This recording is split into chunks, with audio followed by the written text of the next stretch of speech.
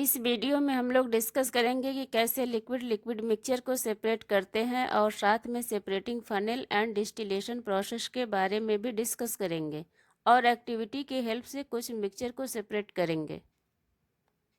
जानते हैं कि हम लोग कैसे दो इमिसिबल लिक्विड को सेपरेट करते हैं।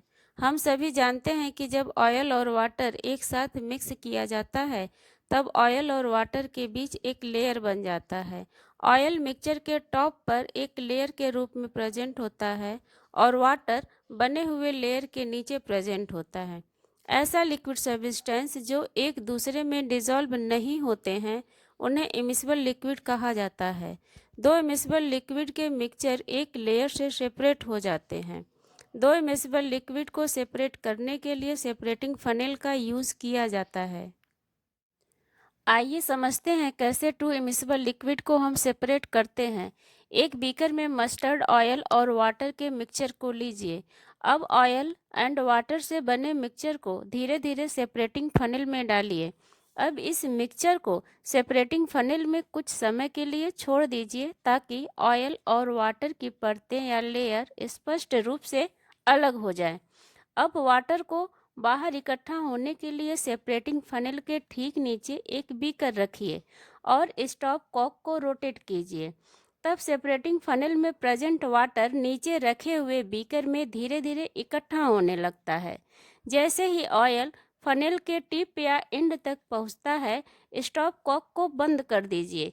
इस प्रकार ऑयल सेपरेटिंग फनेल में रह जाता है और वाटर नीचे रखी हुए बीकर में इकट्ठा हो जाता है।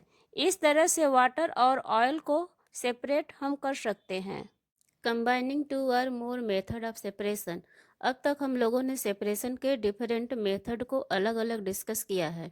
अगर एक मिक्सचर में कई तरह के सब्सटेंस हैं तो उनको सेपरेट करने के लिए भी दो या दो से अधिक डिफरेंट मेथड का यूज़ हम करते हैं।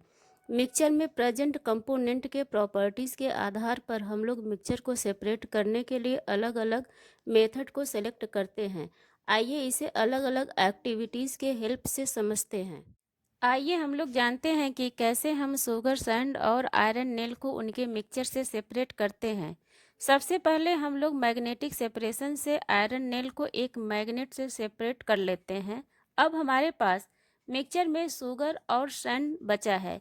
जैसा कि हम सभी जानते हैं, शुगर वाटर में डिसॉल्व हो जाता है, इसलिए अब हम लोग मिक्सचर को वाटर में मिक्स कर देंगे। मिक्सचर में प्रेजेंट शुगर वाटर में डिसॉल्व हो जाएगा। अब हम लोग फिल्ट्रेशन मेथड का यूज़ करके सैंड को फिल्टर पेपर के हेल्प से सेपरेट कर लेंगे। अब हमारे पास मिक्सचर में वाटर और शुगर का सॉल्यूशन है जो कि फिल्ट्रेशन प्रोसेस का फिल्ट्रेट है। अब हम लोग शुगर और वाटर के मिक्सचर को हीट करेंगे ताकि वाटर इवेपोरेट हो जाए, और जब पूरा वाटर इवेपोरेट हो जाएगा तब हमारे पास शुगर के क्रिस्टल बच जाएंगे। इस तरह से हम लोगों ने सबसे पहले आयरन नेल्स को, उसके बाद सैंड को और अंत में शुगर को सेपरेट कर लिया।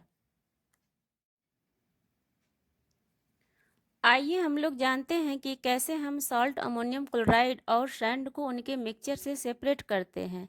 इसको सेपरेट करने के लिए सबसे पहले हम लोग मिक्सचर को चाइना डिश में लेंगे और उसे इन्वर्टेड फनेल से कवर कर देंगे।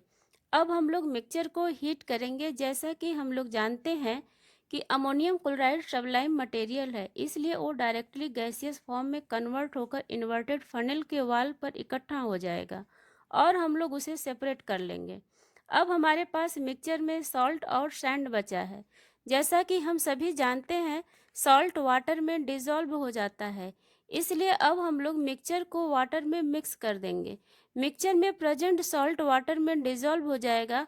अब हम लोग फिल्ट्रेशन मेथड का यूज़ करके सैंड को फिल्टर पेपर के हेल्प से सेपरेट कर लेंगे। अब हमारे पास मिक्सचर में वाटर और सॉल्ट का सॉल्यूशन है जो कि फिल्ट्रेशन प्रोसेस का फिल्ट्रेट है।